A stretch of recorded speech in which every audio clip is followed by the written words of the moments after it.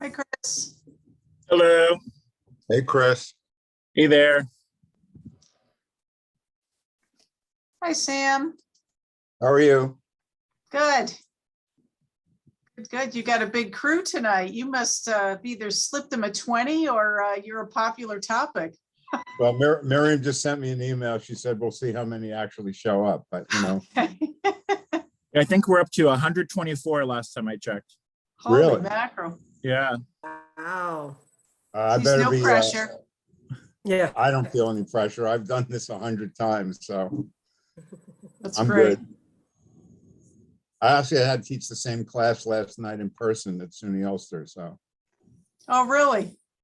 I got to practice. So, Chris, I just want to make sure that I can share my screen. Absolutely. and I made everyone a co-host, so there should be no issues with switching and all of that. So if you folks can just make sure you can see my presentation. Will the chat be available too? Chat will be available, but I don't think it'll be monitored until like at the end if there's Q&A. Okay, so I won't be, what you're saying is I won't be able to see if people have questions? I don't think while you're sharing your screen, no. Okay, But I'll maybe just help. can someone just- else monitor that?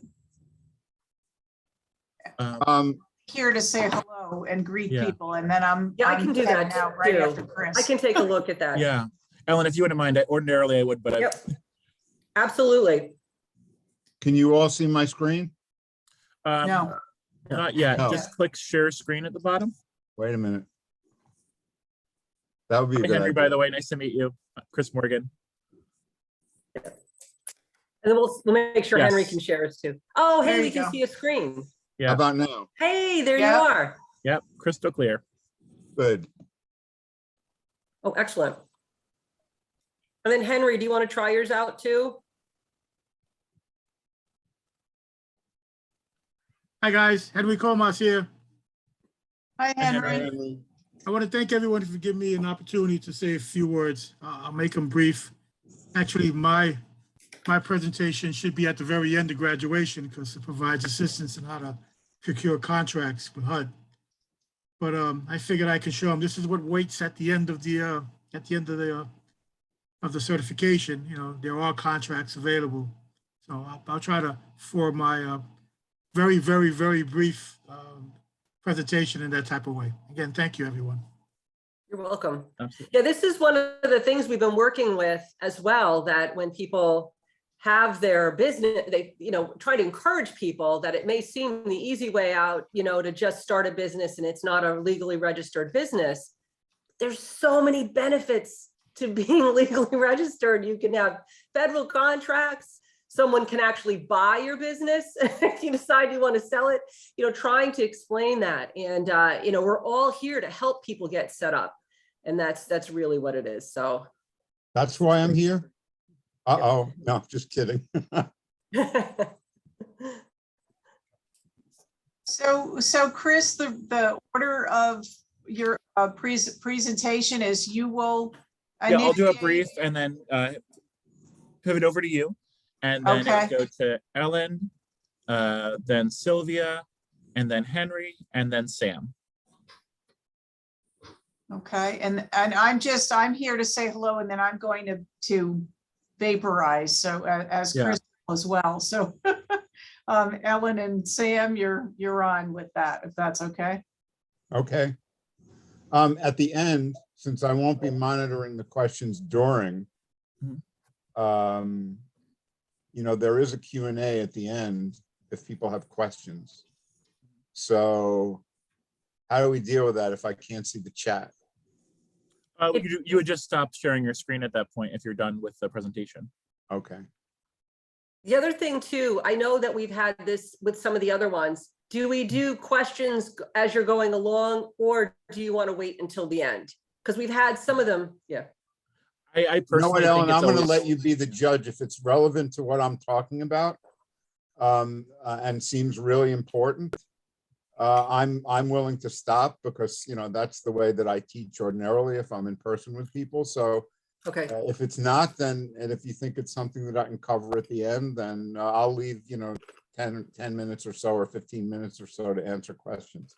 So it's up to you. I can do either. Got it. Okay. You had some thoughts on that? Hmm?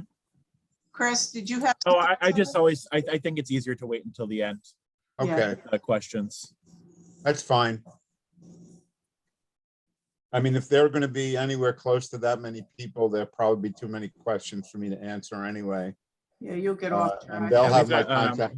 They'll have my contact information if they have a question they want to ask me or whatever. So You've got 11 in the waiting room so far, so you've got a good start. And we always get people trickling in too. Did Sylvia get on? I didn't see her yet. I know she was away, but she did She respond. just joined. Perfect. Oh, excellent. Wonderful. Awesome. Guys, I have some stuff I want to share, some a website and a YouTube site and my information. Should I put that in the chat room now or? I would wait until people are in the room because Gotcha. when you join the room, you can't access past chat. So I would just wait until you're speaking to put that in the chat. Understood. Thank you. And then if you could email me whatever you post there, I send out like an email digest to everyone tomorrow, Right. with all the useful links from the presentation from the night before, as well as the link to this. This is being recorded as well. I have a couple, we'll have two attachments that I'll send you also. Yep. Yeah, if you want to send your slide, if you have slides or anything like that, Sam Mhm. shared his slides already. Right. Ellen, if you have anything from the city of Newburgh, Sylvia, anything from SBA. I'll send some stuff down. Thank you. Absolutely.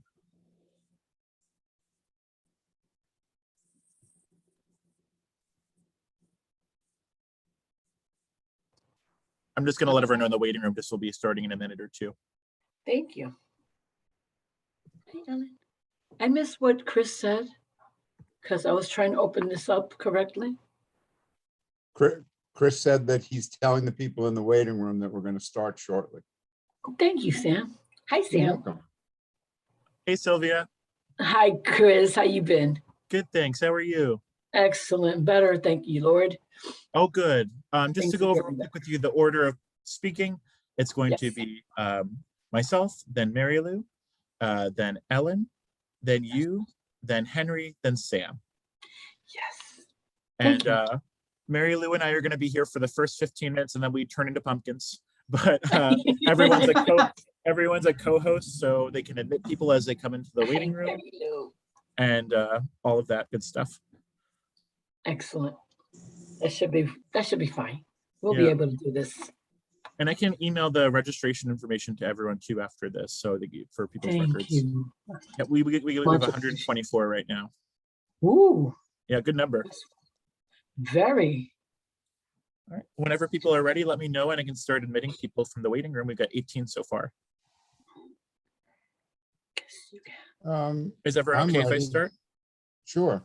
It's All right, almost great. 6 o'clock. That's right. All right, then let's start. Oh, wait a minute.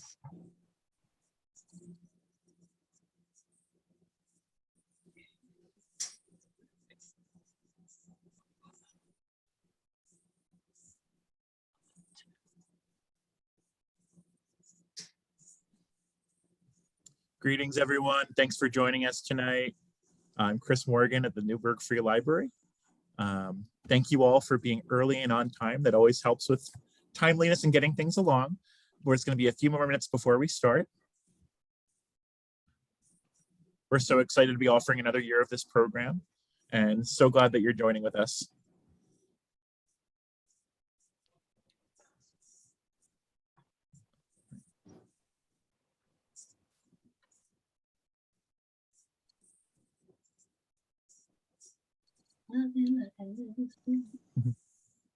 I feel like we should have elevator music. You So know, maybe- I was about to start singing, but I know. a little something. A little bossa nova or something. That would be, Oh. That would be lovely. yeah. Zoom should offer that feature. We should write them. We should be able to do that. I'm sure that there is a way. That's probably like Zoom Premium or something like that that you can do. But we don't have it like that. It's an add-on. Yeah. Yeah. All right, Bossa Nova. let's That's very cool. check the time. Moving All on. right. So it is 6:02 p.m. So I'm going to get us started. Greetings, everyone, and good evening. My name is Chris Morgan. I am the adult programming librarian at the Newburgh Free Library, and welcome to the first installment of the Small Business Bootcamp 2022. This program series started last year, and it's a way to connect entrepreneurs with small business resources, local and federal, and great information to help you get started with your business, future or present. I'm going to pass things along to our executive director, Mary Lou Carolyn at the Newburgh Library.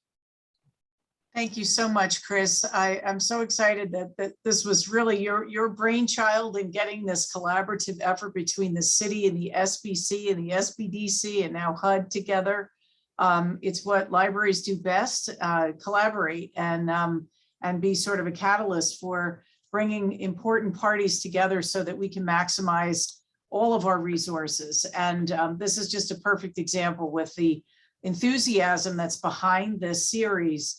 We could definitely see that this is something that people want and need and are really interested in. We have a very entrepreneurial community, and we have started our workforce development initiatives over the last couple of years with job fairs and resume development workshops, helping people with job applications. We've morphed into life coaching, and we hosted our first workforce development summit here in February for the city of Newburgh to see all the different efforts that are being done around the city to get people back to work and to get them skilled in good paying jobs and or starting their own job with the skills that they have developed or are interested in. So providing the tools, providing the forums, providing the expert trainers, and hopefully to create a team of support with the folks that you take these workshops with, I think is just really, really important, because you're not in this alone. You're with a lot of other people over the next few workshops, and you'll get to meet a lot of people who have similar interests, and these experts from the different organizations that you'll experience tonight are here to help you at no cost. And I just, all of us here at the library hope that this is the start of something really wonderful for you. I know it's been really exciting for all of our staff here. And we are always here at the library to assist you and, lead you in different directions if you need phone numbers or websites or whatnot. So don't forget to keep connected with us. And I'm going to steer you over to Ellen Philo, who is with the City of Newburgh and one of the instrumental people just really fanning the flames of workforce development in our city. So welcome to everyone here. And thank you so much for your time, your energy, and your enthusiasm. And Ellen, take it away. Mary Lou, thank you. And I feel like I just want to say, I want to mirror everything that you were saying. We are so excited to have another installment of our small business boot camp, and we're so glad that you're joining us for this. We have so many great resources for you, and we're really, really excited to be able to assist you with your business. For people to understand that if you get to that point where you're like, I don't know how to get to the next step, we can do that. There's always someone that's available to help you with that. And so with that, I'm going to pass this along. Oh, I don't even know if I told everybody who I am. Ellen Philo with the City of Newburgh, Director of Community Development. See, I'm that excited, just forget to introduce myself. But I'm going to pass this along to, I believe, Sylvia with Small Business Administration will be our next, making the next introductions. Thank you, Ellen. Thank you, Mary Lou and Chris. What a great collaboration. My name is Sylvia Rivera. I am an economic development specialist with the United States Small Business Administration. Being said, we actually have a co-sponsorship agreement with the City of Newburgh, which allows us to bring these programs to you at no additional charge. Of course, your tax dollars will work. And because we partially fund the Small Business Development Center, the Mid-Hudson SBDC, I have invited them to be part of this because, hey, who better to help us than people that are actually in the area, right? So I wanted to make sure everyone knew who we are and how we help each other. And so, because we have a full agenda today, I do not want to take up too much of your time, but my information will be in the chat if necessary. And we will have my good friend Henry Comas come to the forefront and do his spiel. Henry from HUD. Thank you so much for that. Good evening, everyone. I'd like to thank Ellen Philo and the other presenters and sponsors for giving me the opportunity to share some important information on one of HUD's program called the Section 3 Business Opportunities Program. Again, my name is Henry Comas. I'm the Section 3 coordinator for all of New York State and New Jersey. So HUD is making a big splash for a program called the Section 3. This program has been updated with a new set of rules, actually November 2020. And basically what it is that each year, HUD provides close to $950 million annually. And here in New York State, about $50 million to grantees, which would here in New York State would be the state HCR, Homes and Community Renewal, and providing awards to Section 3 businesses. And by Section 3 businesses mean, let's say, for example, if there's some work being done on a public housing authority, window removal, this is more on the aspect of construction and some professional services like architectural bookkeeping. But if you have a business and as you guys finish this program, which you all will, and you graduate from the program and you get your certificates, the Section 3 program is probably an opportunity for you to get that first contract, procurement contract, so you can start your business. And basically what the Section 3 program is, once you establish yourself as a business, which I know you all will, you will go on our business registry, which is an online database. That'll connect you with various procurement opportunities, not just here in New York, but also throughout the nation. And it's really interesting if you open up, let's say, a bookkeeping business, virtually, you'll be able to work for a company in San Francisco, because a lot of the work is now being done virtually. So it just doesn't limit the particular area that you're in. Once you get your Dba certification and WMBB with SBA, you'll be able to probably, through our Section 3 program, try to pick up contracts throughout the country based on professional services. But those other services, which are construction, janitorial, extermination, to that effect would be more localized. It's important to note that the Section 3 businesses are not entitled to receive a contract. Just because you submit yourself on the database, that doesn't necessarily mean you're going to get a contract. You have to be eligible. You have to demonstrate that you are responsible. You have the ability to perform successfully under the conditions that we require under the particular contract. The registry is always being looked at by public housing authorities, by state agencies, by the city of Newburgh, by local governments, property owners, developers, contractors. They're all looking at how you can hire. So Section 3 is a great opportunity for you after you go through this boot camp process to try to find some procurement opportunities with the federal government. What I will do also, I'm going to put my information on the chat and there's a couple of links for the Section 3 program and a video on YouTube that'll provide you with more information. I want to thank you so much for the opportunity and good luck and success to everyone.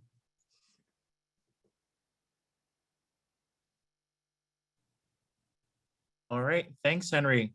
And I think now we will pass things off to Sam Kandel, who is our speaker for this evening. Sam? Good evening, everybody. If you're here for the Small Business Boot Camp, you're in the right place. I want to thank our sponsors, the Orange County Chamber, the SBA, the City of Newburgh, and certainly the Newburgh Free Library for all the work they put into sponsoring this, not only last year, but for this year's program as well. I'd also give a shout out to my colleague, Miriam Bouchard, who was very instrumental in orchestrating this program over time.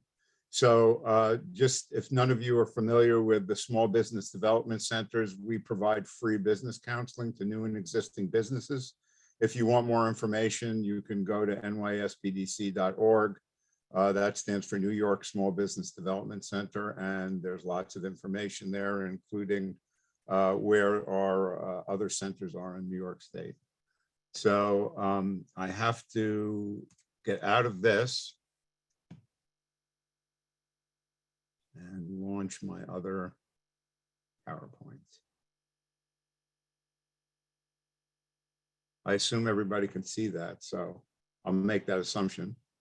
So this is going to be a pretty high level overview of what one needs to do in order to start a business. My name, as you heard, is Sam Kandel. I am, first of all, an advanced certified business advisor with the Mid-Hudson Small Business Development Center. I've been with the center for almost 20 years. Recently, I became the director because my my dear friend and former boss retired this summer. So I am now the director of our center. We cover 7 counties in the Mid-Hudson region. We cover Ulster, Dutchess, Orange, Sullivan, Delaware, Greene, and part of Schoharie County. And we have 4 counselors in our office at this point in time that deal with clients on a regular basis. We're hosted by the State University of New York because the funds from that fund our organization come from the Small Business Administration, which is the federal government. The state matches those funds and it filters through the state university system. So all of our center and the other 22 centers in the state are hosted by SUNY campuses, with the exception of 2, I think, in New York City. So so that's the story of the SBDC. Again, our services are free, and our contact information is there. And if you want to set up an appointment at any point in time for free counseling sessions, then you just have to contact our office. So these are some of the things we're going to cover tonight. We just covered what the NYSBDC is all about. We're going to talk about what it means to be an entrepreneur. We're going to talk about different business structures, what it means to put a business plan together and why it's important. The fact that there are typically rules and regulations that you have to live by when you start a business. What are the funding options to start a business? What are the basic financial statements that you need to be familiar with when you start a business and run a business successfully? The SBDCs are in every state of the union. There's 22 centers in New York State. Basically, actually there's 22, not 24. There are 200 plus counselors in New York State that work at the various centers and staff. And each of us has a particular geographic area that we deal with. Most of us are former entrepreneurs or chief CEOs of companies. Before I was at the SBDC, I had my own business, and I guess you could say I'm partially a serial entrepreneur that ended up making all the mistakes that I try to help people not make by counseling them. So, so experience is everything. And again, I've been doing this for almost 20 years. So if it can happen, I've seen it happen. So there's that. The federal funds are matched by the state. And again, the money comes through the state university. And that's why our office is hosted by SUNY Ulster in Ulster County. And we have satellite offices all over the region, including in Orange County. So we try to bring the service to the people if we can. Although in the past 2 years, it's been mostly virtual because of COVID. So since the inception of the SBDC in New York, we've helped people invest over $500 million into the New York economy. It's measured in particular ways, and it's probably more than that now since I put this slide together. We also have a research facility in our state office. We have 4 research librarians who do research for us. I haven't been able to stump them yet. And when one of our clients needs information for a business plan or for any other reason, then we can submit that request to them, and that's also free to all of our clients. If you have any questions, you can put them in the chat.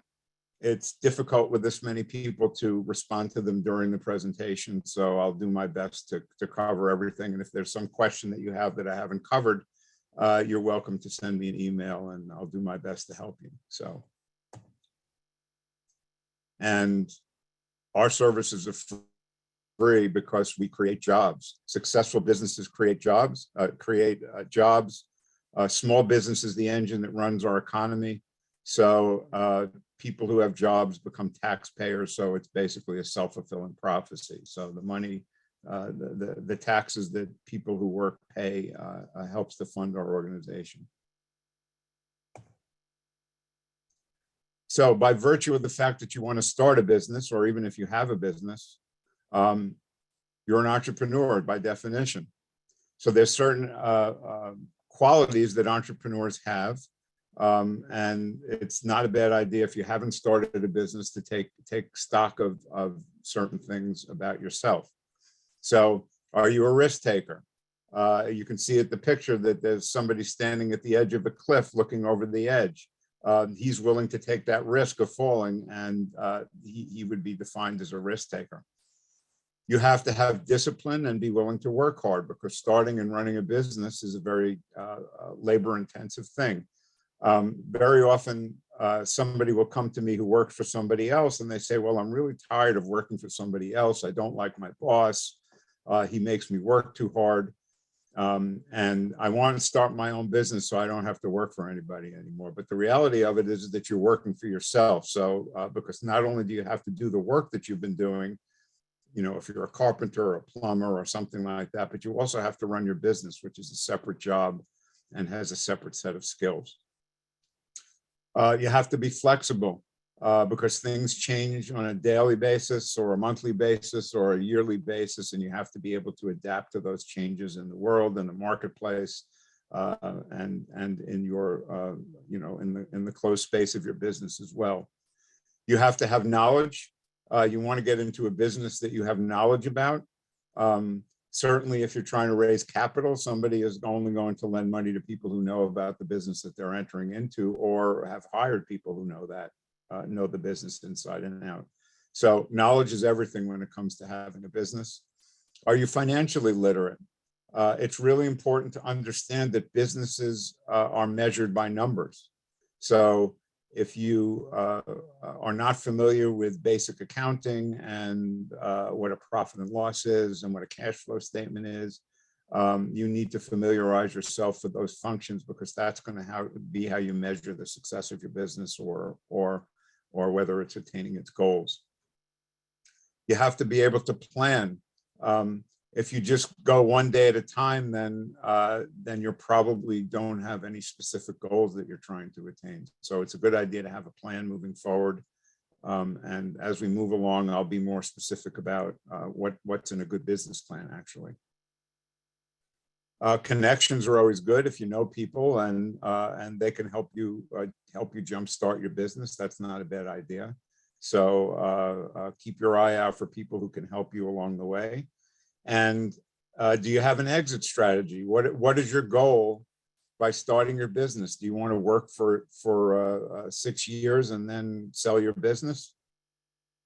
Do you want to work for 6 months out of the year and spend 6 months in the Bahamas? These are attainable goals if you plan appropriately. That one sounds good to me. Excuse me for a second.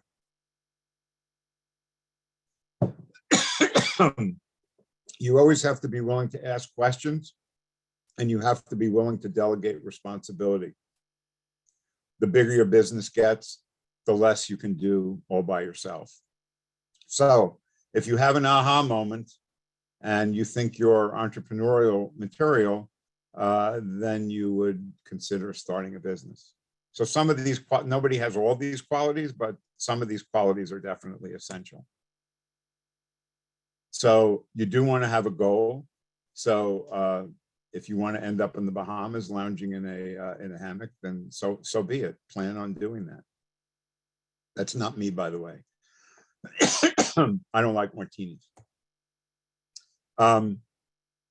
So once you decide you want to start a business, you have to have a path moving forward. How are you going to get there? So What do you need? You need to have the means. You have to have money. You have to have a path, which is a business plan. And you have to have an end, which is a goal. When do you want to start? How much money do you want to make? How big do you want your business to grow? So all these three things have to be addressed if you're going to start a business. So I always say failure is not an option. I always tell people, have a positive attitude when you start a business, plan on success, don't plan on failure. But it's not a bad idea to know the potential mistakes that people make that are, that add to the risk of having a business and also sometimes lead to the failure of business. Small businesses fail at a pretty high rate. Different industries have different failure rates. I think with the way the market has changed due to COVID, some of these statistics have changed for a variety of reasons. But in general, about 50% of all small businesses are not still in business after 5 years. It's said that by meeting with an SBDC counselor, you increase your odds of being successful. I would have to say that that's the case because I think we do a pretty good job of helping people mitigate some of the risk of getting started. And a lot of the information that I'm imparting and the advice I'm giving also applies to existing businesses that want to expand or grow or even get ready to sell their businesses. So here are some things to consider that can lead to issues. Are you in a crowded market space? Are you deciding to open up a business where there's other businesses that do the same thing, where there's a limited market for the service or the product or that you provide? So doing a good market analysis is really an important thing when you're starting a business, because usually if you draw a pie chart, there's usually a limited amount of business in a particular area. And if you start your business, you're going to have to take market share away from somebody else. So you want to examine the market very carefully. Lack of experience. In other words, starting a business that you don't have a lot of knowledge of doesn't necessarily mean you can't start the business, but you would have to find people who have the expertise that you don't have. Knowing what things cost and what the appropriate prices to charge for things is a really important skill to develop, because if you price things too high, no one's going to buy them. And if you price things too low, you're giving up an opportunity to make money.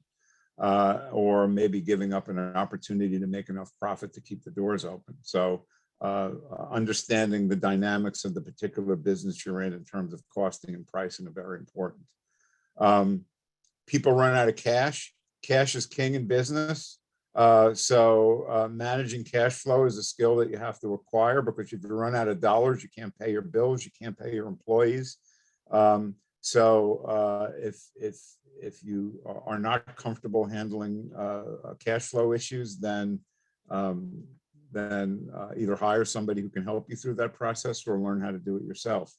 Having too much debt can be the death knell of a business, because then you spend most of your time making money to pay back your lenders. You can also have investors that make demands on your business that can make life difficult. So you want to be able to manage your sources of funding. Dysfunctional management.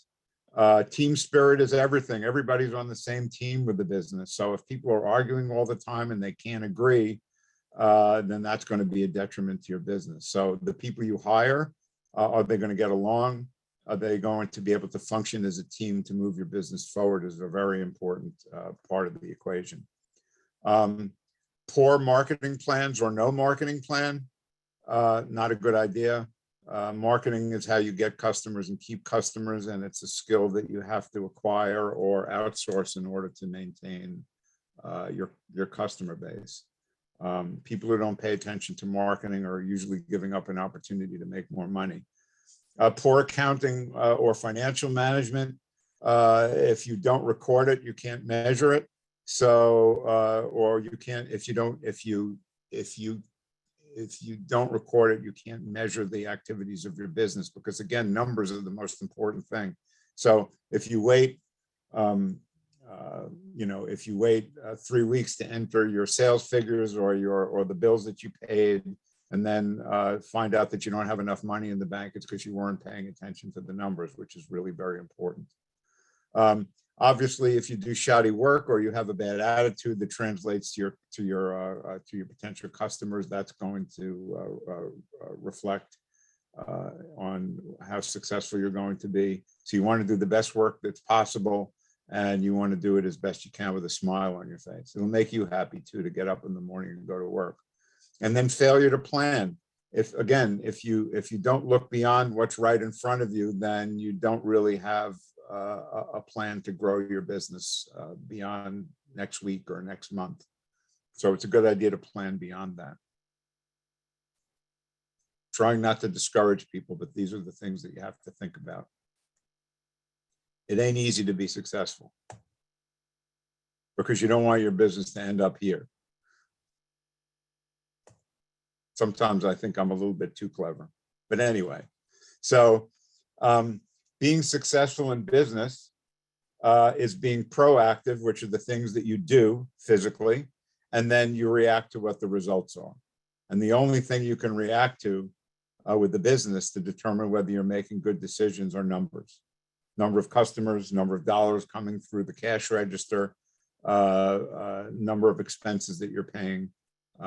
So you have to be proactive and then reactive to the results of what you do. Same thing with marketing. If you put a billboard on the highway and your business goes down 20%, you've done something, you've been proactive about your marketing plan, and you'll react to the fact that not only did you not get more customers, but you lost business. So what does that mean? It means you made a mistake. So put a billboard in a new place the next time, or spend those same dollars on something else and see whether you have a positive result. So again, you have to measure it to manage it, which means you have to have a way of recording what your business activities are. So you want to have a financial plan. You want to have financial tools available so that everybody who's responsible for moving the business forward has access to them in an appropriate fashion. Most people these days use QuickBooks or some version of an online bookkeeping system.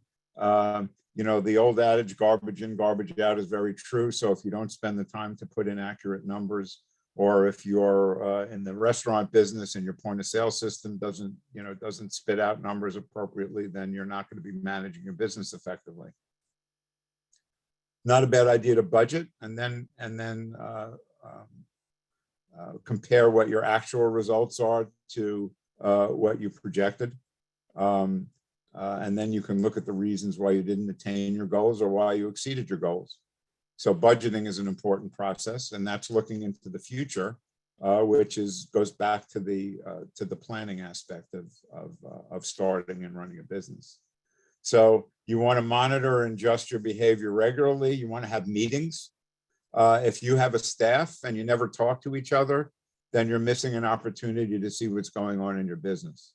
So sometimes a weekly meeting is appropriate, sometimes a monthly meeting, sometimes every quarter. It's important. It depends on the kind of business. But if you don't talk to people, then you don't know what's going on in the inner sanctum of your business. So talk to your employees, and you could talk to your customers too and see what they have to say about how things are going. So depending on what you learn in those meetings and by talking to people, then you can make adjustments to move things forward in a positive fashion. Learn how to delegate responsibility to key employees and make them accountable. Give people goals, and if they don't attain those goals, it doesn't mean that you fire them. It means that you find out why they haven't attained them. Maybe you have to adjust them, or maybe you have to give some additional training to an employee in order to reach those particular goals.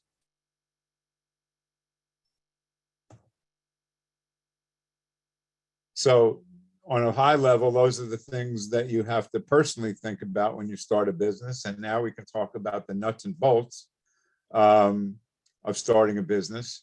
At some point, you have to decide on a legal entity. There are lots of choices. You can decide to be a sole proprietor, A sole proprietor means that you go to the county clerk in whatever county you live in and you file what's called the DBA or a DBA certificate, doing business as. And all that allows you to do is represent yourself to the public under an assumed name. It's like an alias. It is an alias, actually. And that means that you can put that name on checks. People can write you checks to the name of that business because you are now legally exist under that name.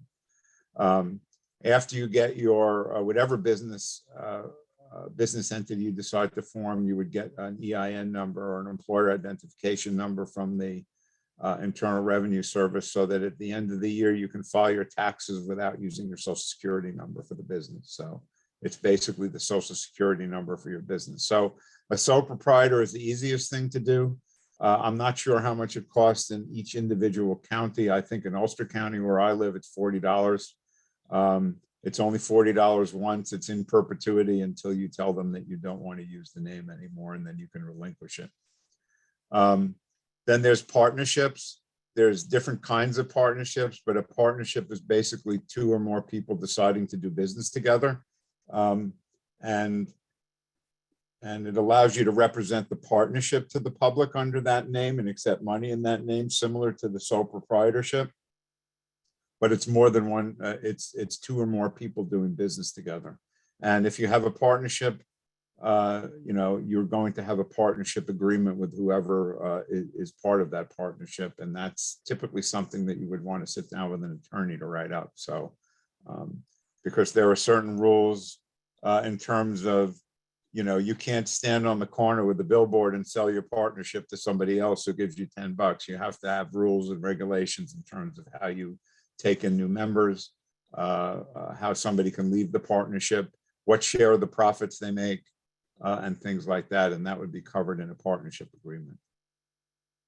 Now, partnerships and sole proprietorships don't have the protection of the corporate veil. In other words, the people who are partners and the sole proprietor are the same. There's no separation between the business and the person. So if somebody is to sue you as a sole proprietor, you don't have the protection of what's called the corporate veil, because you and your business are the same. So the level of risk associated with businesses differs depending on what kind of business you have. I usually tell people that if it's something that people put on their body, if it's something that they ingest, if you're going into their house and pulling down their ceilings and renovating, that there's more risk associated with that than if you're consulting with somebody on what they should eat or something like that. Although that would be pretty risky too if you gave them bad advice. So when you determine what kind of Sam, it's Ellen. I just wanted to let you know that there was a question in the chat box. It said, while you're discussing these options, which one is best for consulting or / freelance, and the type of work versus a storefront business. So I'm not sure if if you'll discuss that, but I just thought that one would be a good one to pull out. Right. Well, it depends on what you're consulting people. For example, if you're consulting people as a dietitian and you give somebody a diet and they get sick, because they could potentially sue you for malpractice. So you're at more risk if you're consulting somebody, for something that's going to change their body or something like that, than something that's less intrusive, let's say. But everybody has a different tolerance for risk, and it's always an option to do one of the other business entities that separate you from your business, and certainly any kind of business, whether you're a sole proprietor, a partnership, a corporation, or an LLC, is that you would want to have appropriate insurance anyway, because 99.9% of the time, if there's any kind of issue, it's your insurance company that's going to mitigate it. You're not going to typically end up in a jury, in a courtroom with a jury that's going to, make you sell your house and your car or give up all your personal assets to satisfy some sort of judgment, unless you're criminally negligent. That's a different story altogether, but we won't go down that road. So depending on the kind of consulting would determine whether it would be appropriate to start something that is more protective, like a corporation or a limited liability company. So what is the corporate veil? Well, the corporate veil means that the owners and the business are separate. So if somebody sues the business, your personal assets are safe because you and your business are the same.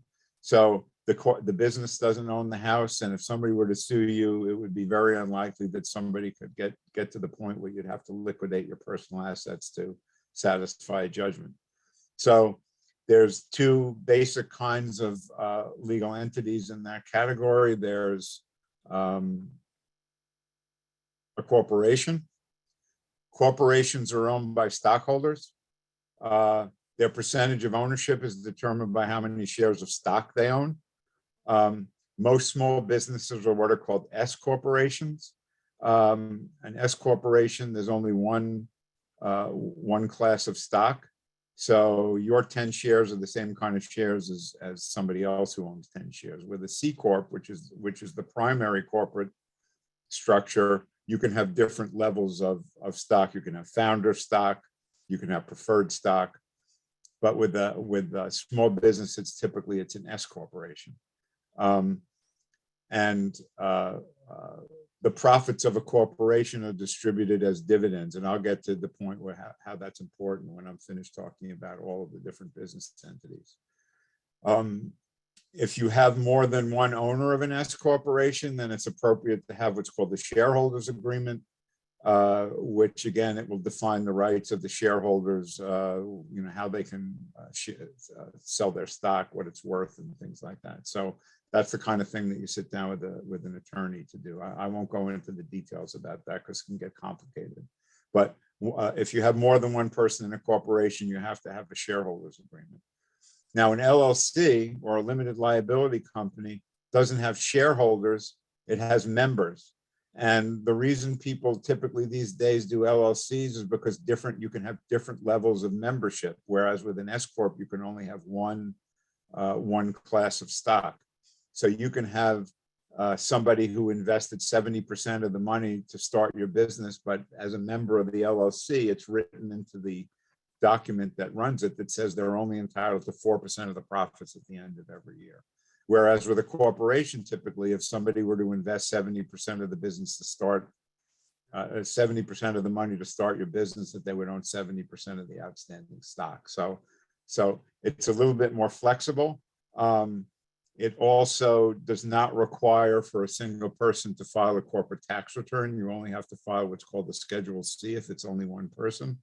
And it's a little bit less paper intensive at the end of the year when you start when you pay your taxes and you have to file your tax return.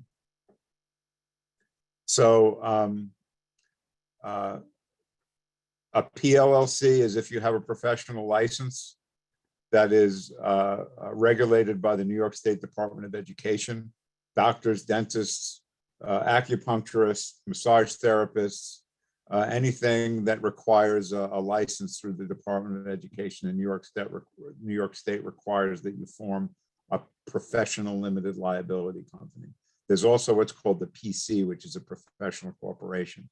And in order to do that, the Department of Education has to approve, make sure that you're licensed appropriately, and it's a little bit more labor intensive to get that designation. Corporations, LLCs, PLLCs are all through the New York State Department of State. It's really for an LLC or a corporation, it's a relatively simple process to start them. I very often help people go through the process online because it's all done online now, typically. And it literally takes about 20 minutes and you have a corporation or a limited liability company. That's just to set up the structure. There are other things that have to go on after the fact, but it's really not a difficult process. In New York, it costs, again, a sole proprietor is probably about $40 at the county level. There is such a thing as a partnership DBA that you can get from the county clerks, which again is probably a little bit more money. And then a corporation costs $200 in New York State to start, and an LLC costs $200. But an LLC, you have to advertise in the public notices in 2 newspapers. If you've ever looked at the back of your local paper, you'll see that they have all the filings for limited liability companies. There's some arcane law that requires that. So all in, if you're going to start an LLC, it'll be $500 or $600. If you have somebody like me help you, if you hire an attorney to do it or an accountant, it'll probably cost twice as much. But sometimes that's appropriate. Certainly, if you have more than one person in your business, you're going to want to have an attorney part of the process, because you're going to have either what's called an operating agreement for an LLC or a shareholders agreement for a corporation. Now, all of these business entities for small businesses are what are called pass-through entities, which means the profits of the business pass through to the owners. So I'll use the simplest example. And if you're a single person, if you're a sole proprietor or a single person LLC, or the only stockholder in your S corporation, and at the end of the year, you make a $10,000 profit, that profit passes through to you as the owner, and you pay taxes on it based on what your marginal personal tax rate is. So if your federal income tax rate is 12%, then you make a $1,000 profit, then you're going to owe the IRS $120. And there's only one other distinction. Again, I don't want to get overcomplicated with this. Corporation profits are considered dividends, and you don't have to pay self-employment tax, which is the equivalent of paying Social Security on your whole profits, because again, you're not on the payroll, so you'll be paying it on the profits. I'm sorry, corporation is considered dividends, so you don't have to pay self-employment tax. A limited liability company's profit is considered earned income, and you have to pay self-employment tax. I usually tell people, listen, if you're young, you want to pay into the system, because maybe you'll be able to retire one day and you're going to want to pay in as much as possible. But one way or the other, you can put yourself on the payroll of a corporation. You can't on an LLC. So every situation is different. Every person is different. Every business is different. So I strongly suggest that if you have more specific questions about this, you can either you can ask me, or you can meet with an accountant or an attorney, because these are important decisions that have ramifications when you pay your taxes at the end of the year, and everyone's situation is different. So I think I've beaten a dead horse as far as that's concerned, but it is definitely an important decision that you have to make when you start your business. And if you have a business that's a sole proprietorship and it grows, and you think that you're in a position where there's more risk when you go to work, or when your employees go to work, you can always change your business designation. It's definitely something that happens all the time. So other than your business entity, you want to research what the appropriate insurance is for the kind of business that you have.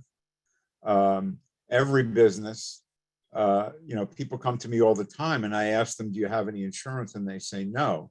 But the reality of it is that even if you don't have any insurance that's specific to what you do, you would want to have a general liability policy. And I always give the example of the person who has a home office, and they have a cat, and the FedEx guy delivers a package to your business and trips over your cat, and he breaks his ankle. And for whatever reason, he decides that he wants your insurance company to pay his medical bills. Well, your homeowner's insurance is not going to cover that liability, because the package was being delivered to you doing business in your house. So you would want to have a general liability policy that basically covers just the risk of waking up in the morning, so to speak. And then there's whatever insurance is appropriate to the kind of business that you're in. So if you have a product that you've developed and you're manufacturing and sell it to the public, then you'd have product liability insurance. If you have a restaurant, you'd have insurance that's appropriate to people eating food that you prepare. It would be appropriate to the fact that maybe you're renting a space and your landlord wants you to be insured if you burn the place down. Usually when you see somebody's insurance papers, I guess I can use the example of my daughter who owns a restaurant, but her insurance booklet is about 2 inches thick. So Doesn't mean that it costs her $200,000 a year to insure her business, but there's a lot of different things that are covered. So that's really something that's very important. And there's a lot of uninsured or underinsured people out there.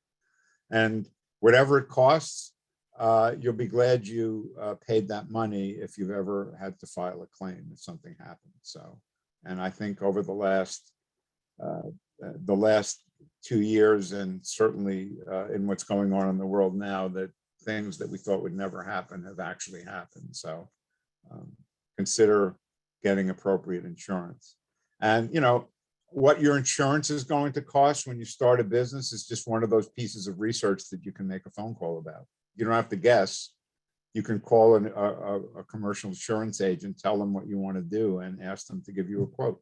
And then you'll have a firm number. So you don't have to make that number up. Once you have your business entity set up, you would certainly open up a bank account for the business. First, you would get an EIN number.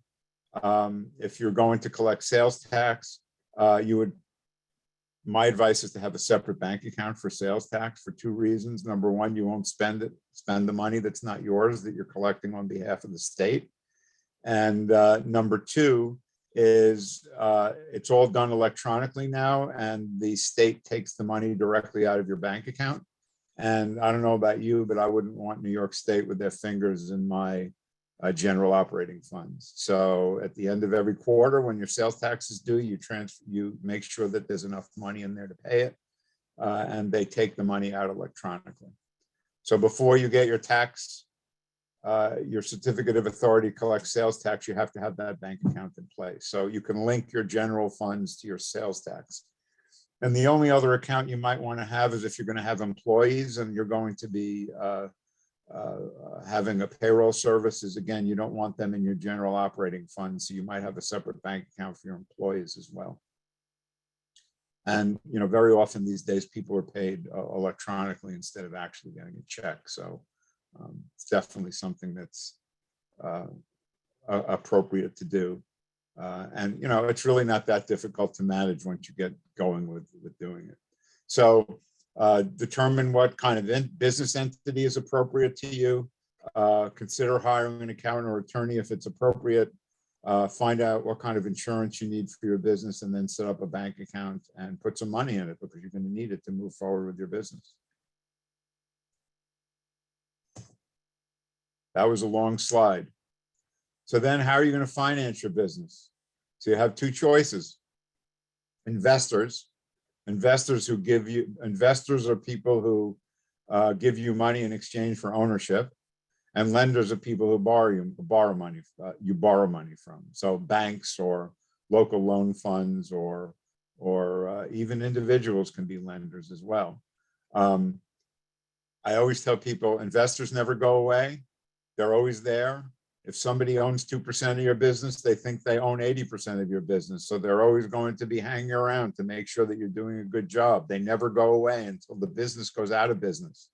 So, and then at the end of every year or whatever is an appropriate period of time, you have to send them a check for whatever percentage of the business that they own. Typically that's, in perpetuity. Lenders, on the other hand, who lend you money, if you have a 10-year loan, after 10 years, they're gone. If you do well, you can pay off the loan early too. So I always steer people in the direction of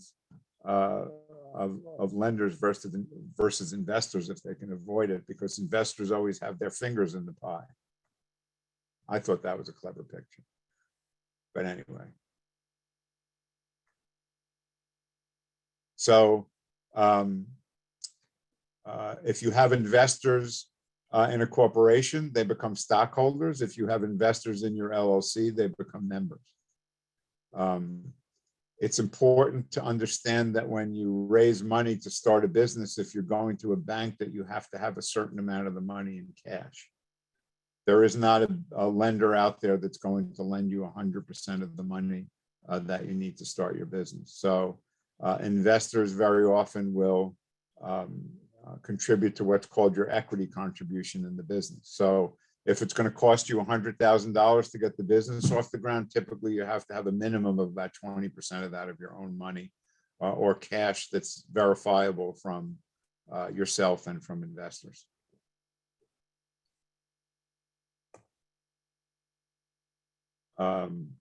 Yeah, lenders, you're always putting money in their piggy bank, which is called interest.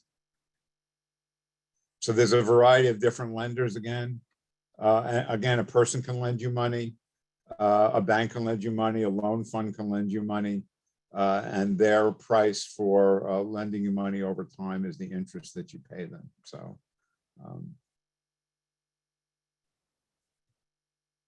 I'd be remiss if I didn't tell you about the SBA, because we work under the auspices of the SBA. The SBA has, I didn't forget, Sylvia, the SBA has two fundamental loan programs. One is called the 504 loan program and one is called the 7A program. The 504 program is typically for real estate or equipment, big ticket kinds of purchases. It's very advantageous at times because it reduces the down payment requirement down to sometimes 10%. What it does is the bank takes 60% of the loan and the SBA takes 40%. So it mitigates the risk for the bank, and it can be the difference between actually getting funded or not. It's also advantageous to the borrower because they have fixed rates, and the amortization can go out as far as 25 years. So that means your loan payments will be a lot less, and they won't change every 5 years. And then the 7A program is kind of a catch-all for all the other loan guarantees that the SBA provides for working capital and other uses. And that guarantee to the bank can go up to 85%.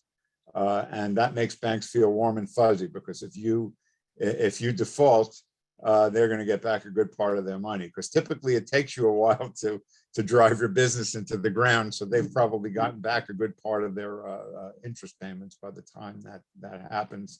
And then the SBA makes them whole. So these are very important programs. Most startups, it's required if you're going through lenders, and it adds a little bit to the cost because there are fees associated with them, but very often they're just rolled into the principal. So they might change your monthly payment by $10 or $15 a month in order to actually get your project funded. And again, they're not direct lenders for the most part, they're guarantors. They guarantee loans. So many years ago, when I had my own business, I didn't have a business plan. When I started as an SBDC counselor, I said, "What's that? You mean somebody has to actually write something down and plan it and organize it?" And my mentors at that point in time said, "Yeah, you absolutely have to do that, because if you walk into a bank without one, you're not going to get any money." So, and if you want to attract investors to your business, they're going to want to know what your roadmap is moving forward as well. So whether you're, and if you're lending yourself money to start your business, you're the investor. So it's a good idea to have a roadmap, or as it says in the picture here, a path to success. So there's lots of different structures for putting business plans together. We have a particular one that we use in our office, which is a very good outline of the things you need to think about when you're starting a business. It's based on an SBA template, and I've used this particular methodology on $10,000 clients and on $10 million clients. So it really helps you focus on what are the important things.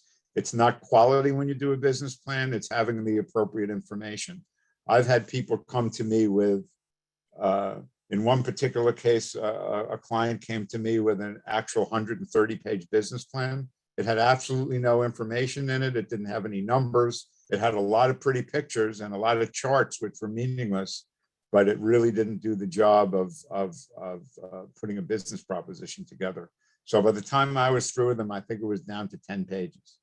So again, it's not quantity. You're not trying to impress the professor with how many words you know. You just want to have the appropriate information, and that's dependent on the kind of business that you have.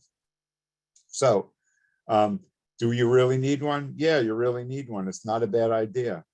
You wouldn't get in your car without, well, these days, I can't say without a map because nobody uses maps anymore, but you wouldn't get in your car without your GPS to get from point A to point B if you've never been there before, because you wouldn't have a clue, what highway to take or what exit to get off.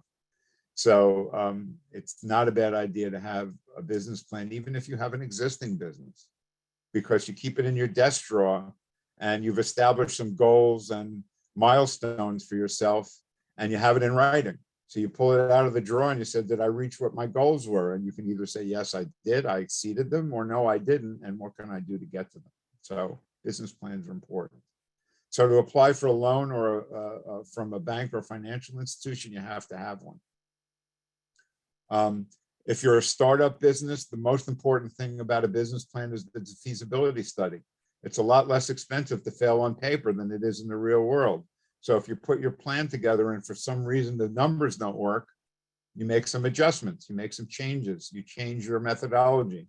You change the location where you want to have your business or whatever other decisions you have to make it work on paper until you're comfortable that when you plunk down your 20 or 25%, that you're making a good investment, because you're the one that's going to be running the business and you're the one literally who has the most to lose if you're not successful.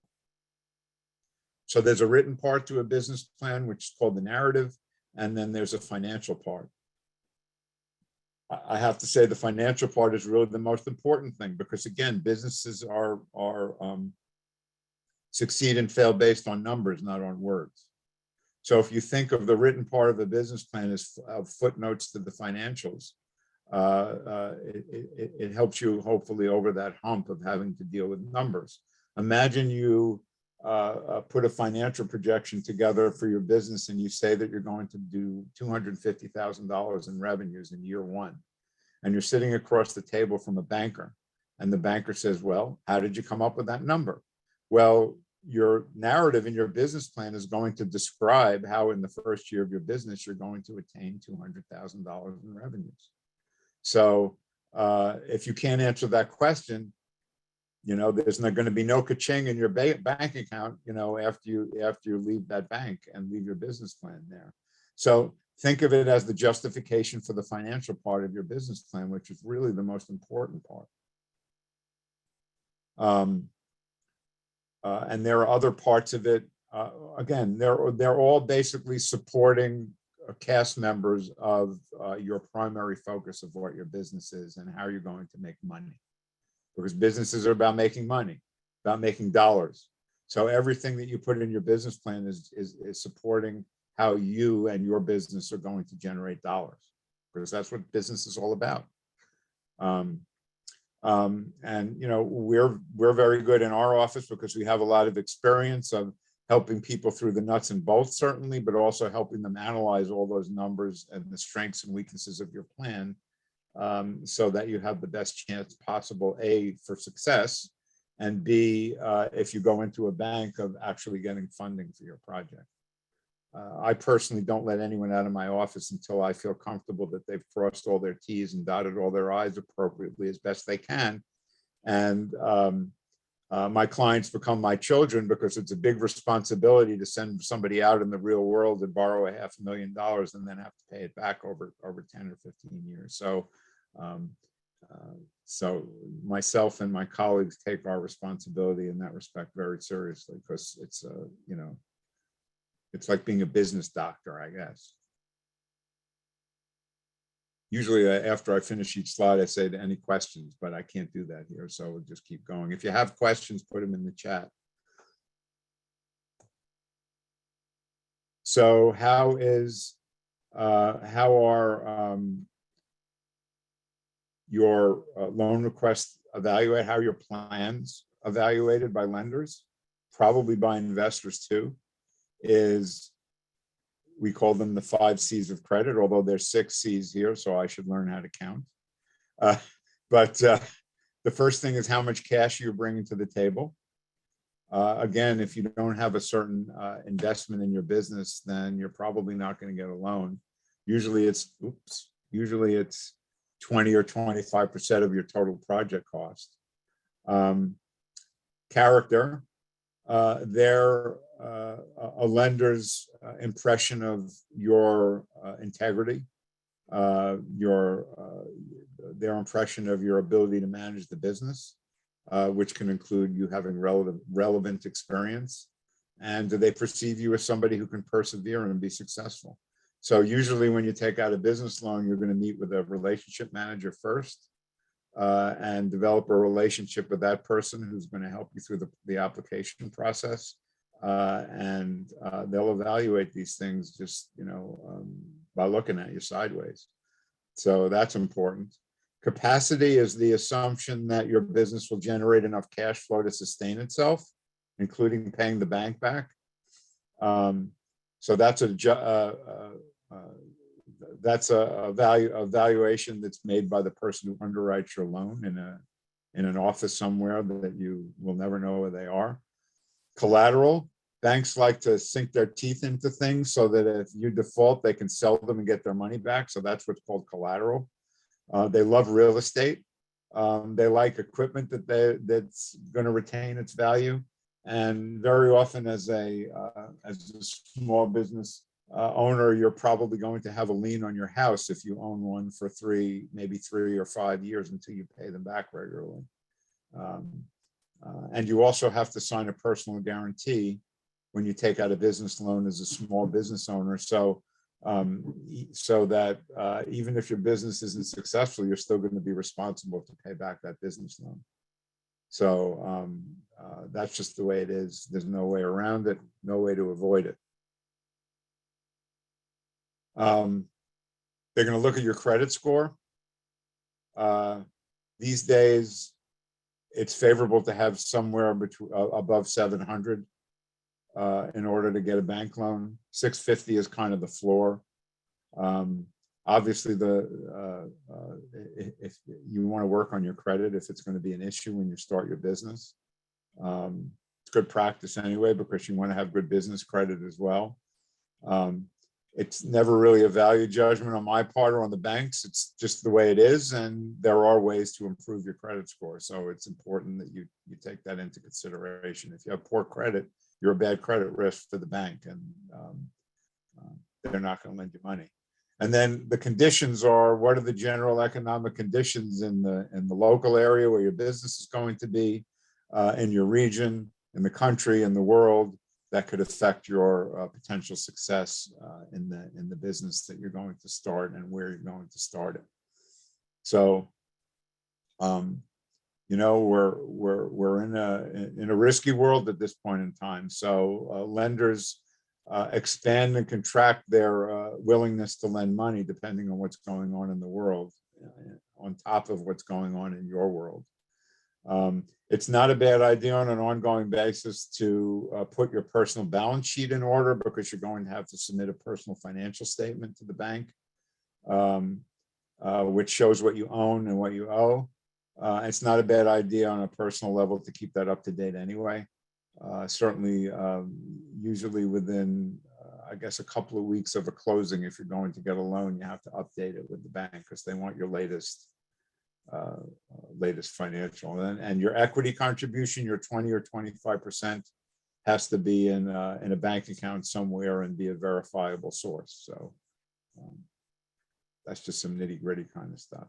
So you have to have good credit, and all of these things have to come together in order to get a business loan. And then, of course, if you're going to get an SBA loan guarantee, that helps the bank along to potentially take the risk on you moving forward. So a business plan has certain sections in the template that we use. I always say it's really not rocket science, because you're basically putting on paper the things that you should know if you're starting your business. I've probably worked on 1,000 business plans over the last 20 years.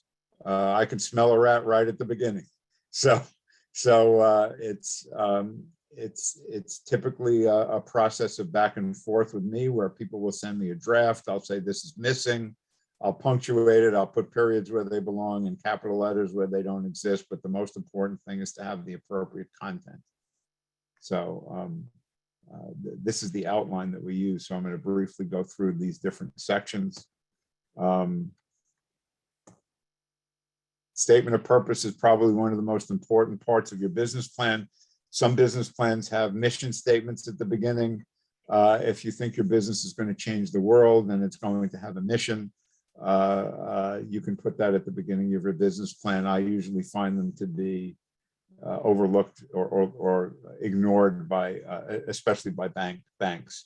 Investors, on the other hand, want to invest in businesses where the owners have like similar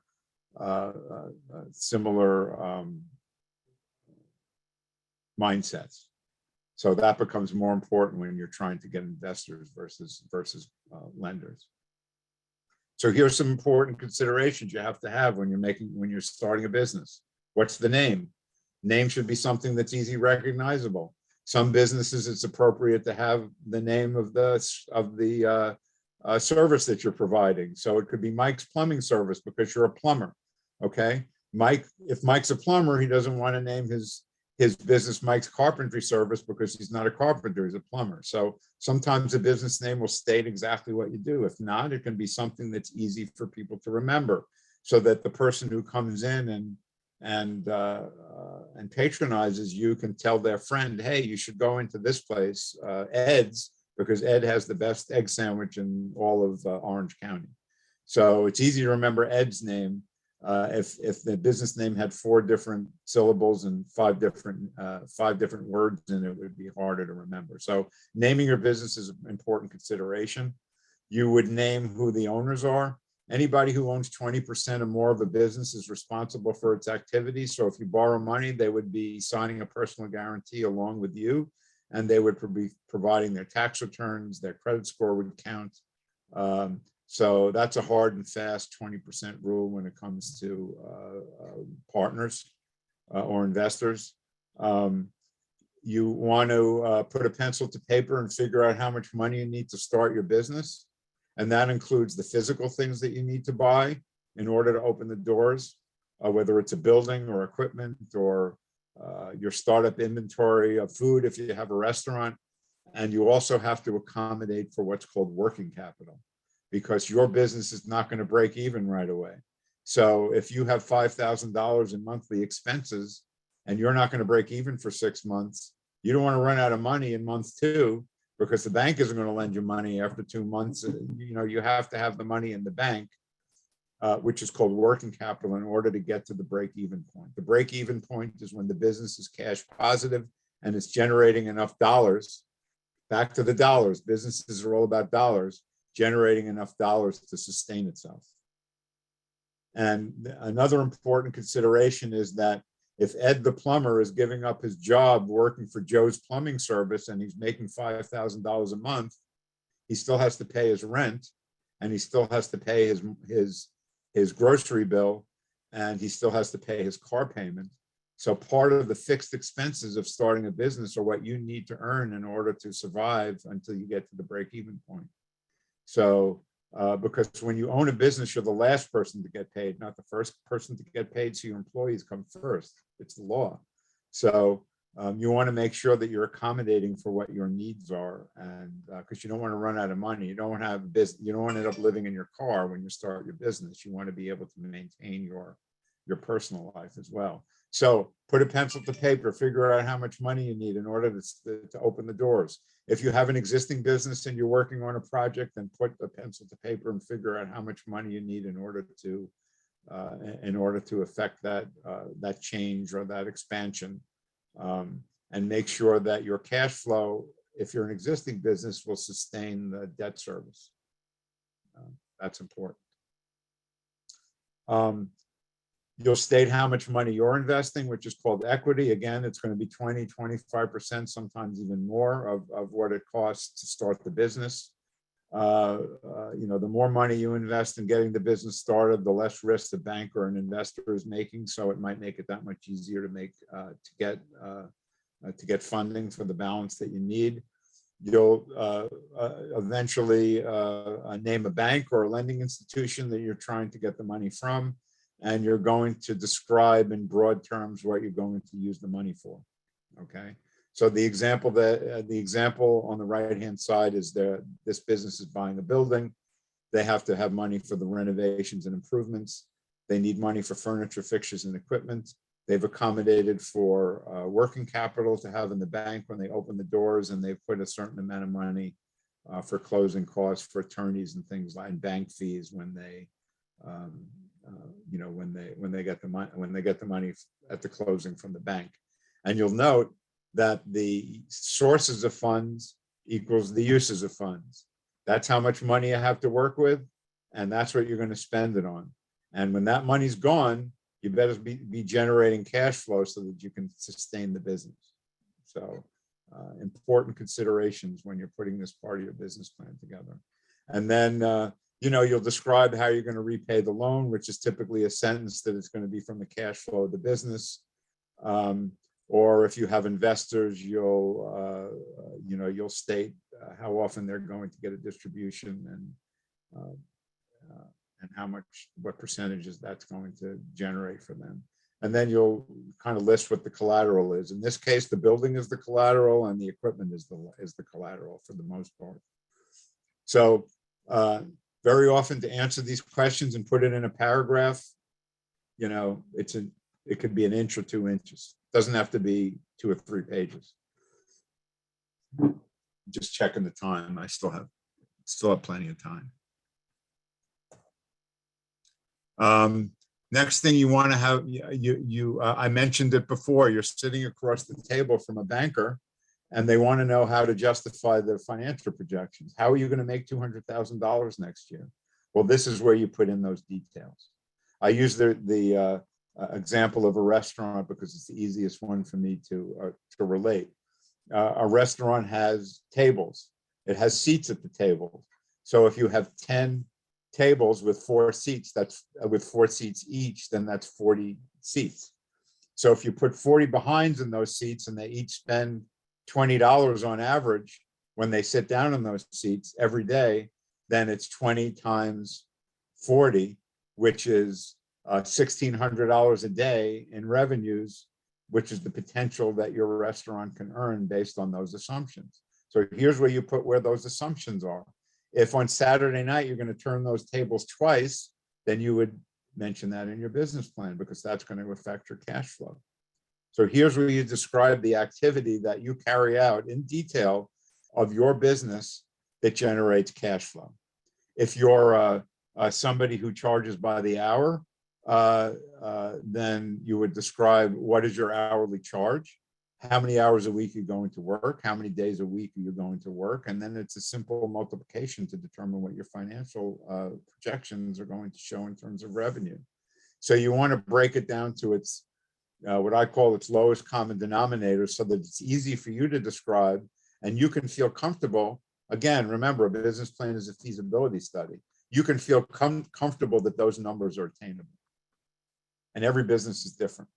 So be concise, be clear, show whoever is reading your business plan how you're going to make money, and make believe you're sitting across from somebody who's going to give you the money to start your business, where you don't have to explain for an hour how you make money.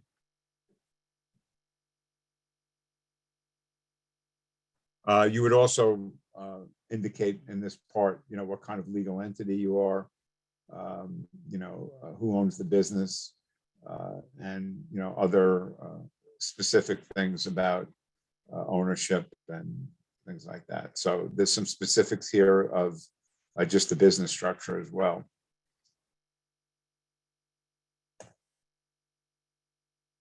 You want to make sure that you're aware of any regulations that you have to live by with the type of business that you have. This is certainly not a complete list of every rule and regulation that you're going to have to live by. Usually, if you have a physical location and you're in some kind of retail business, you have to get a certificate of occupancy from whatever municipality you're in. If you have a restaurant, you probably have to get inspected by the health department or ag markets. You have to have the fire department come in and certify your hood over your stove. You have to have the town come in, give you a certificate of occupancy. And there's a whole bunch of other potential regulatory agencies that people have to deal with on a regular basis. If you're making hand cream or face cream or whatever, then there are labeling requirements that you have to live by. So it really all depends on the kind of business that you're in, what kind of regulations you have to apply to whatever your business plan is. So, I don't want to go through a list of 20 different regulatory agencies, but you do have to take that into consideration, and also consider what it might cost. If you need a liquor license, it costs money. And very often people will hire an expediter to help them through the process, which usually costs a few $1,000s. So that becomes part of your startup expenses. Most licenses are not that expensive. Some of them are, but some of them aren't. So your startup business, if you're a consultant and you talk to people over the internet all the time, it really doesn't matter where your business is because everything is virtual. If you have a retail business, location is everything, because the more traffic there is, whether it's car traffic or foot traffic, is going to increase the probability that you're going to have customers. So evaluating a location physically, if that's the kind of business you're going to have, there are lots of ways to measure traffic. You can stand on the corner with a clicker. If you're on a state route, they actually measure the car traffic in front of over state routes every 3 years, so you can actually get the number of cars that pass by a location on a daily basis. There's a little utility there that helps you do that. If you have a manufacturing business where you're going to have a lot of trucks moving in and out, are they close to the thruway or some other, or Route 84 or some other major route that makes it easy for them to get in and out?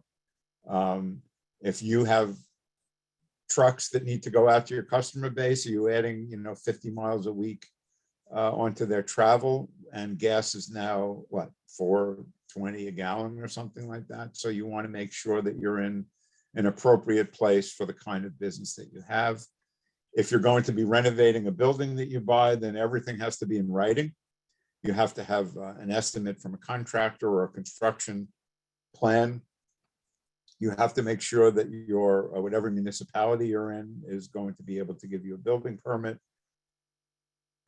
If you're leasing a space, you have to have a copy of the lease.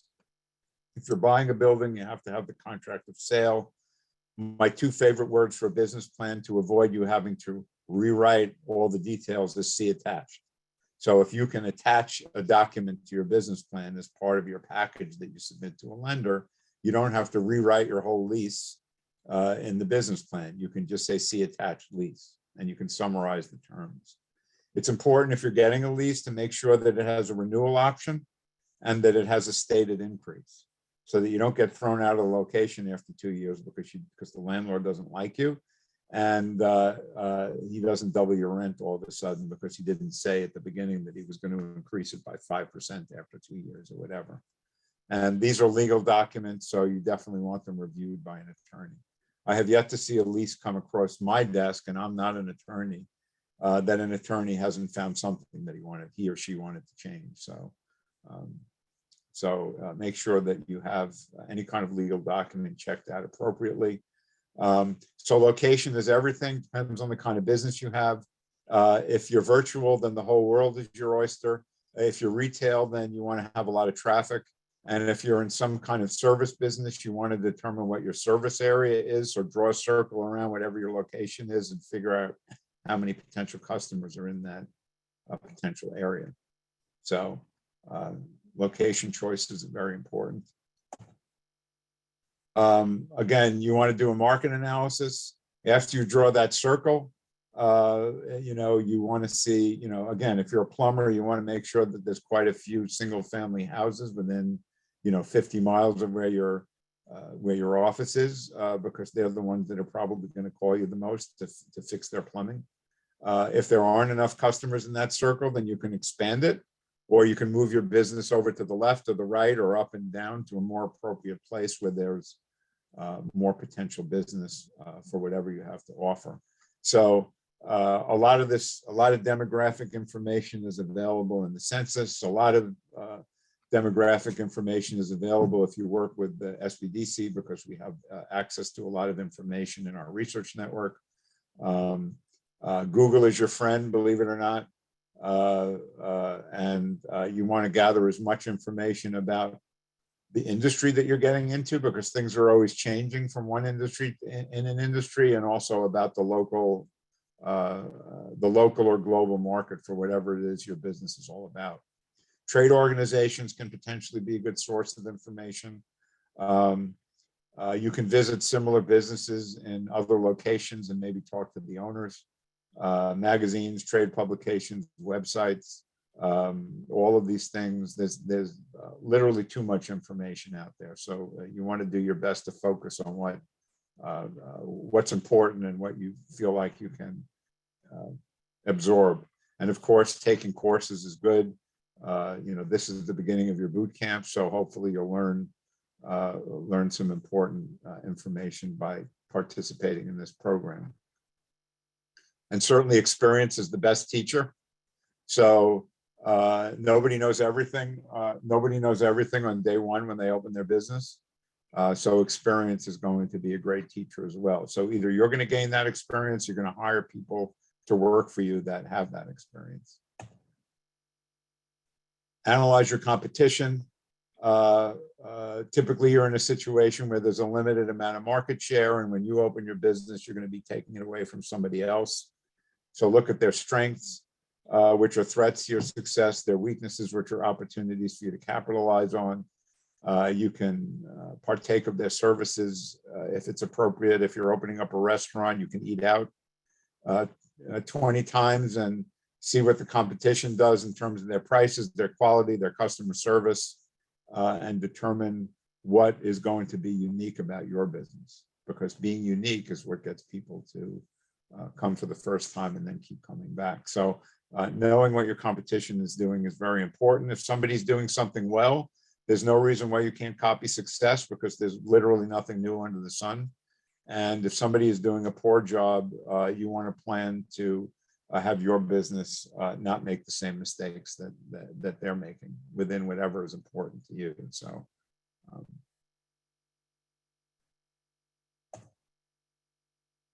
I said at the beginning how important marketing is. Marketing is the process of getting customers and keeping customers. Usually if I'm in a classroom and I say, what is marketing? Everybody yells out advertising. Well, marketing is more than advertising. It's determining how you're going to distribute your product. Is it going to be online? Is it going to be wholesale? Is it going to be retail? Is it going to be a combination of all of those things? So distribution is a marketing decision. Pricing is a marketing decision. In other words, how are you going to price your product in the sea of other products in the marketplace? Promotion are things you do at one time, like a sale, to get people to stick their toe in the water the first time. And advertising is something that you do on an ongoing basis to reinforce the fact that you're there. So a billboard is advertising because people pass it every day. A week-long sale is a promotional event because that's only something that happens periodically. So the most important thing is to have a marketing plan, perhaps devote a budget to it, and then measure the results. So if you, again, it's that be proactive and be reactive thing. So you do things and then you measure the results. So if you have an advertising campaign and your business goes up 20%, then you know you did something well. If your business stays the same, spend that money on something different next time. Being creative is part of putting a marketing plan together. And the old adage is true, is that humor and sex sell. So make sure that your ads are memorable in one way or the other, because that's what gets people's attention. It's all psychology. And certainly social media is really important these days. We all know that there's 20 different ways to promote your business in social media. I won't go into how you measure success and what all the acronyms are in getting customers and keeping them on the internet. But the most important thing I usually tell people is somebody makes a comment about your business. If they compliment it, thank them. And if they say something negative, then don't fight with them. Offer to buy them a free cup of coffee or to come back to your business and try again. So be polite. Don't ignore your customers in any way, shape, or form, whether it's online or in the real world. So put a marketing plan together, put a budget together for it, and implement it, and then do your best to measure the results. If you don't do marketing, you're probably giving up an opportunity to do more business. People, number one, when you do your financials, when you're looking at your numbers, your personnel is probably going to be the biggest number. So that's number one. Number two is the people are what are the ones who are going to carry out your business plan other than yourself if you have more than one person. So determine what positions are required to move your plan forward. Put a business description together of what each of those positions require in terms of skills, how much you're going to pay people, and that has to go in your business plan because, again, it's going to be reflected in your financials as one of the biggest numbers. If you're a corporation, you can have a board of directors, and certainly you're going to have your resume in there somewhere that describes your qualifications to run the business that you're talking about starting.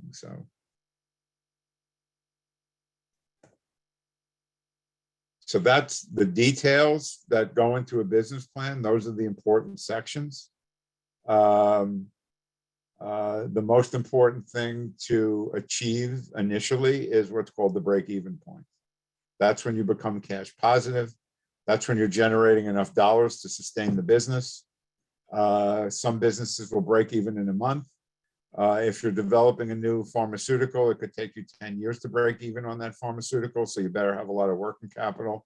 But you have to have a good assessment of when that's going to occur. Businesses that are seasonal want to open up at the appropriate time. You don't want to open up in the dead of winter when your business starts, when the shoulder season starts in after Memorial Day.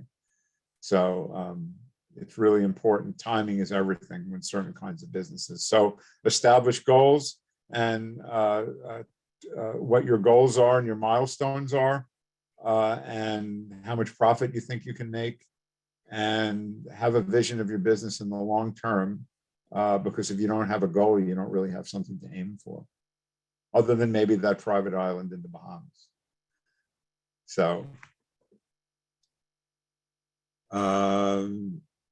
this is just a list of some of the things that you can include with your business plan. Obviously, as I said before, you'll need a personal financial statement.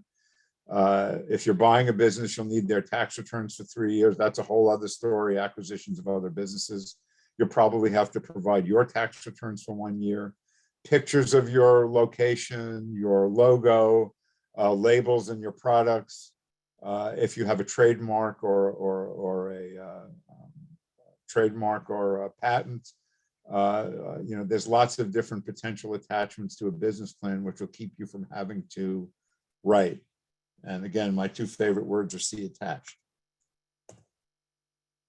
And then the three most important financial statements that you can have is a profit and loss, which reflects the ongoing activities of your business, a cash flow statement, which shows how much money you have in the bank, and a balance sheet, which shows what your business owns and how much it owes. It would take me another hour to go over the intricacies of the financial statements. I think there's probably going to be part of your boot camp that's going to describe how these financial statements work. But these are the Bible of your business. These are the things that you have to look at to determine whether your business is healthy or not. And you have to look at them on a regular basis, not once a year, but once a week or once a month, and have a meeting with yourself and see if you're attaining your goals. And then you'll have a better chance of being successful. And if you need help with it, there's lots of people out there who can help you too. So this is my favorite acronym, CFIM ITYM. It's not ROI, return on investment. URL, which means Uniform Resource Locator. It's not EIN, Employer Identification Number. It's not SWOT, Strengths, Weaknesses, Opportunities, and Threats. It's CFIM, ITYM, which means cash flow is more important than your mother. So you really need to pay attention to the fact that what determines whether you can pay your bills and pay yourself is how much money your business has going through it. So don't forget this acronym. If I was giving you a test, I would put it in a multiple choice, but I'm not giving you a test. So there you go. But cash flow is more important than your mother. That's what business is all about. The cash is the blood that runs through the veins of every business. So don't forget that as you move forward. And one other thing is that business is run by the month. So even though these examples are 3 years, you want to trace the activities of your business more on a monthly basis because things change month to month. Very few businesses have the same cash flow on a regular basis, month to month. So we have tools in our office that can help you put these things together appropriately. You know, I call them my favorite spreadsheets. It's not as important for you to figure out how to put a spreadsheet together with a profit and loss. It's important for you to understand the interrelationship of those numbers. So if you ever become a client in the SBDC, that's one of the things that we're really good at.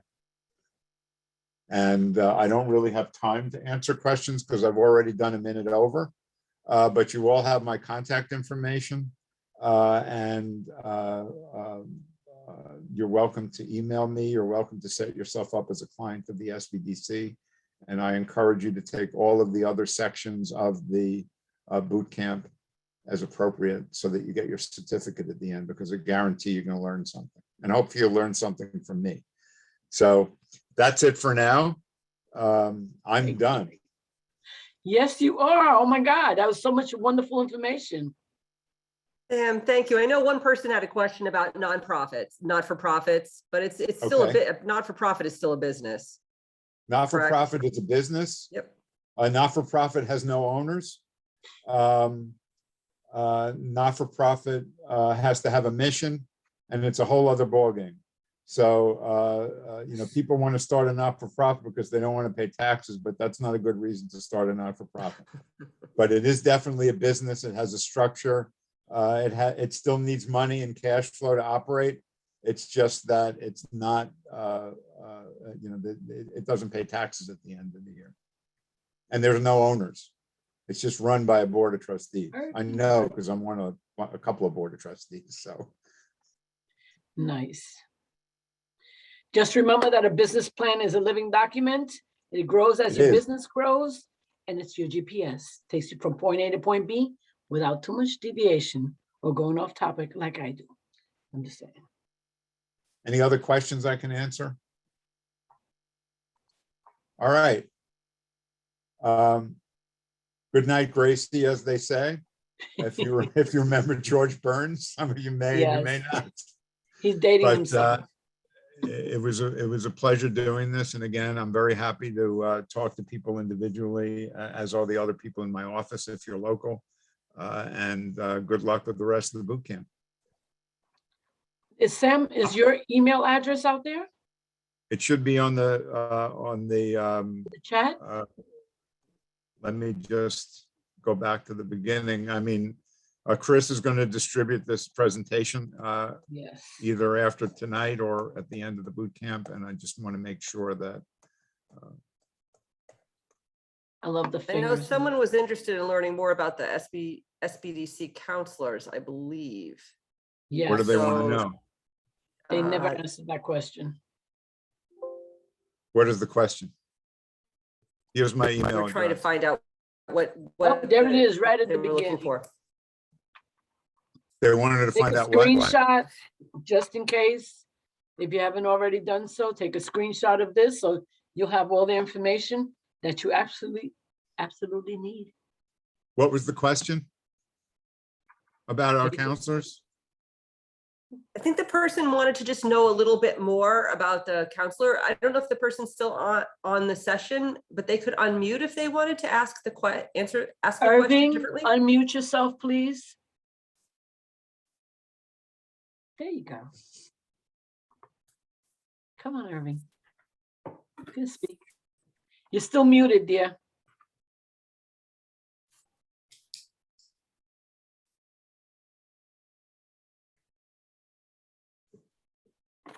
Quite an Aw. active chat.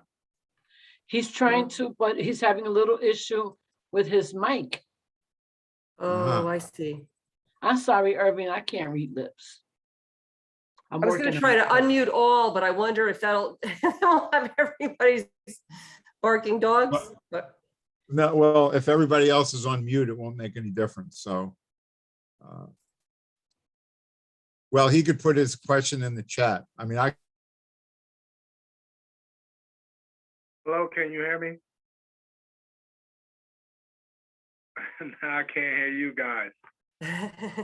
can you hear me? I can hear you though. Hey, how you We doing, hear- Sam? I just wanted more information. I really want to sit down with you. I opened up a CBD health and wellness business when the start of COVID. I knew that the business will be successful, but I need some more information and a couple of things I did wrong. I mean, I'm not afraid to continue to build my business because I know the information and I've been doing this for a long period of time. As an athlete coming into the business and as a chef also learning how to cook with it and understanding how to, create a great atmosphere in my place of my business. The only thing is, because I'm up in Orange County, in the town of Newburgh, it's so much different than being in the city because of,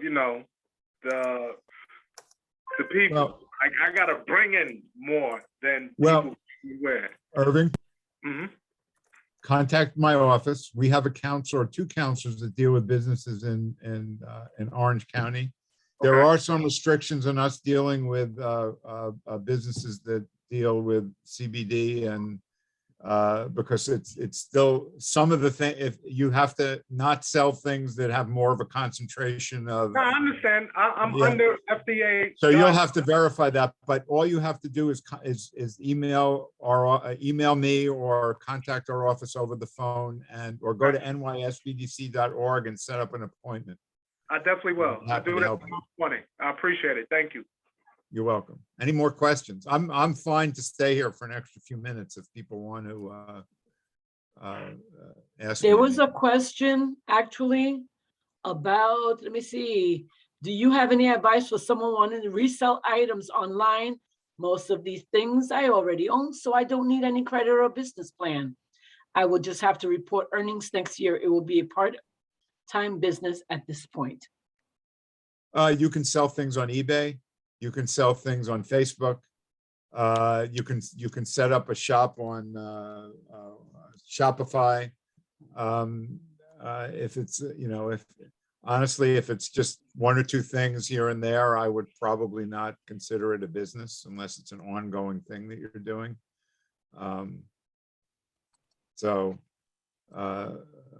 It depends on what you want to sell and how regularly you want to do it, whether you need to be official or not. So again, that's the kind of thing that if you set up an appointment, we can have one of the counselors walk you through those steps. Yes. Also, Cassandra, yes, the recording will be located through the library's link. It was in the beginning of the chat. But don't worry about it because Chris is going to send this out to everyone so that everyone will know where to access it. Right, Ellen? Absolutely. We'll keep emailing everybody with I all am. the resources. And if you need additional information, please reach out to us.